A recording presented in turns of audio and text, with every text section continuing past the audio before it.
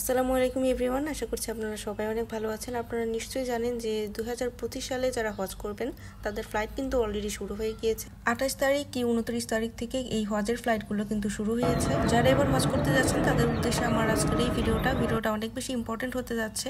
তাই বলছি, আপনারা যারা যারা আমার ভিডিওটা দেখছেন অবশ্যই কিন্তু ভিডিওটা শেয়ার করে সবাইকে দেখার সুযোগ করে দিবেন। প্রিভিয়াস ইয়ারগুলোতে আমার রিলেটিভস আরও চেনা জানা অনেকে যারা হজ করেছেন তাদের থেকে আমি একটা কথা বলতে শুনেছি যে সৌদির খাবারের সাথে তারা অ্যাডজাস্ট করতে পারছে না। যদিও সেখানে বাঙালি হোটেল আছে, বাঙালিদের জন্য আলাদা খাবারের ব্যবস্থা আছে, তাও অনেকেই আছেন যারা হোমমেড খাবারগুলো খেতে অনেক বেশি অভ্যস্ত, বাইরের বা হোটেলের খাবারগুলোতে তারা অ্যাডজাস্ট করতে পারে না। তো যারা যারা মনে করছেন এই প্রবলেমগুলো ফেস করতে পারেন তাদের জন্য আমার আজকের ভিডিওতে দেওয়া টিপসগুলো কিন্তু অনেক কাজে আসবে।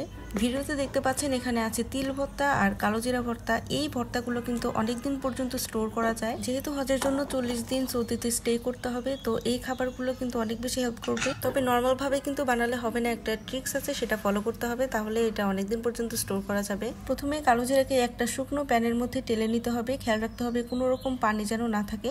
তারপরে সেই টেলে নেওয়া কালো জিরা আর কয়েক কোয়া রসুন দিয়ে এটাকে ব্লেন্ড করে নেবেন বা শিলপাটা চালে পিষে নিতে পারেন। তারপর এর মধ্যে লবণ আর চিলি ফ্লেক্স মিক্স করে নেবেন, তাহলে এটা একদম রেডি হয়ে যাবে। কোনো মতেই কিন্তু এর মধ্যে পেঁয়াজ দেওয়া যাবে না, পেঁয়াজ দিলে কিন্তু স্টোর করা যাবে না, নষ্ট হয়ে যাবে। আর যে এয়ারটাইট কন্টেনারে আপনারা এগুলোকে স্টোর করবেন সেগুলোতে যেন কোনো রকম পানি না থাকে, সেটাও খেয়াল রাখবেন। সেম প্রসেসে আপনারা তিল ভর্তাটাও করে নিতে পারবেন। শুকনো খোলায় এই তিলটাকে টেলে নিয়ে তারপর রসুন দিয়ে ব্লেন্ড করে নেবেন, তারপর চিলি ফ্লেক্স আর লবণ দিয়ে মিক্স করে নেবেন, তাহলেই হয়ে যাবে। কোনো রকম সরিষার তেলও কিন্তু দেওয়া যাবে না, আর পেঁয়াজ তো একদমই দেওয়া যাবে না। আর রসুন দেওয়ার কারণে এটা কিন্তু অনেকদিন স্টোর করা যাবে। কালো জিরা আর তিল কিন্তু এক ধরনের বীজ, এগুলো নিজস্ব একটা তেল আছে, তো এমনিতেই রুম টেম্পারেচারে এগুলো অনেকদিন ভালো থাকে।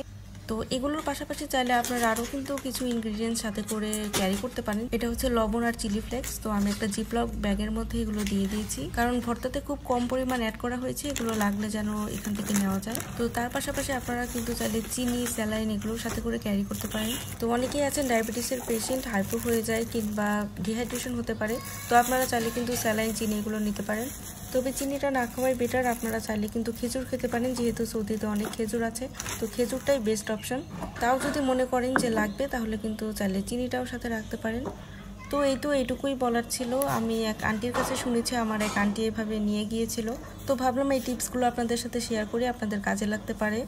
যেহেতু বাইরের দেশে যাচ্ছেন, অনেকের মাথায় অনেক টেনশন কাজ করবে, এই জিনিসগুলো কিন্তু অনেকেই ভুলে যান, তাই ভাবলাম যে আপনাদের একটু বলে দিই।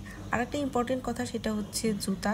হজের আনুষ্ঠানিকতা সম্পন্ন করতে কিন্তু প্রচুর পরিমাণ হাঁটতে হয়, তাওয়াফ করতে হয়, মক্কা থেকে মদিনায় যেতে হয়, তাছাড়াও সাফা মারোয়া সাই করতে হয়। যেহেতু প্রচুর হাঁটতে হবে, তো যেই জুতাটা আপনার কাছে কমফোর্টেবল মনে হবে সেগুলোই আপনি ক্যারি করবেন। তো এই পন্স জুতাগুলো আপনারা সবাই চেনেন, এগুলো কিন্তু খুব নরম হয়, তো এগুলো পরে কিন্তু খুব আরাম, এগুলো আপনারা নিতে পারেন। তাছাড়াও কিছু কিছু জায়গা আছে নুড়ি পাথর বা পাথরের উপর দিয়ে হাঁটতে হবে, সেই সব জায়গায় কিন্তু আবার অন্য ধরনের জুতা ইউজ করতে হবে, যেরকম শক্ত সোলযুক্ত যে স্যান্ডেলগুলো থাকে সেগুলো ইউজ করতে হবে। তো এগুলো তখন আবার ইউজ করলে কিন্তু পায়ে ব্যথা লাগবে। তো সমতল জায়গায় বা টাইলসের উপর যখন হাঁটবেন তখন এগুলো দিয়ে, আর যখন ওই পাথরের উপর দিয়ে হাঁটবেন তখন আপনারা ডিফারেন্ট টাইপের শক্ত জুতাগুলো ইউজ করতে পারেন। তো সবগুলো অপশনই কিন্তু আপনার হাতে রাখতে হবে। তো আমার নানা নানু এবার হজে গিয়েছে, তো ওনাদের জন্য এই জিনিসগুলো আমি গুছিয়ে দিয়েছিলাম, তাই একটু ভিডিও করে আপনাদের সাথে একটু শেয়ার করলাম যে আপনারা যারা হজে যাচ্ছেন তারা যেন একটুখানি উপকৃত হতে পারেন। তো আমার মনে হয় ভিডিওটা আপনাদের সবারই উপকারে আসবে।